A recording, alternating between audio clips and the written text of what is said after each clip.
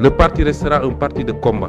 comme il a été dans l'opposition. Sénégalais sénégalaise Ahmadou Diongo dagge xol yi te ubbi xel yuy xalaat te sell xaj du ca xabi Sonko Diomaye ya tax ma jóg bëgg a rabi soññi di ñaax di ñaxtu ngir dënale bi bu bëgg noonu yu sopp jur yemale bi ka nangu jox ko cër ba mooy dënale bi jàppale leen jàmbaar yi xeex procès bi ku yekk cin bagaan ak bool te nga tibbe procès bi ña jiitu woon di ko tubbi ndandi du bay di nangu noon di ca gubi jaxasewal suukar xorom di ko dëbbe sànq nga dex ne géej bëggul ko ko njabe sikkete sañ di bépp ndeyam ak a tëbi bàjjanam ak yumpaañ ya séq na sabi ndandi lu carte perte fawu mu xobe rataki guerre du njool ba njoole ci sibi noon bu takkoo di xeex ba daanu di dabe buñ ko falee mu jiitub noon du nu dëbbe xale yi jar na ñoo teral lakk di bi seen ndama rëy du puutar ak bali di bi te golo xaj bëggante wuñ duñu nobe ba yëkke boy ku leen boyal danga robi soppe bu xër te yëg bu noon ya di rëbbi sooy bu ñëwee na jaar ca yoon wa ta dabe soppe yi ñoo yeyoo doxal procès bi dàqe ba raw Iran Irak ak Libi leetaru ñaxtu buy jagal jara ubbi ku la sagal sa gil ko mooy dëggi tabe dimanche ñaar fukki fan ak ñeent ci weeru août 2025 Touba Darou Khoudoss Ahmadou Diongo Baye Diagal baleen ma àq jërë ngeen jëf jërë ngeen jëf jërë ngeen jëfati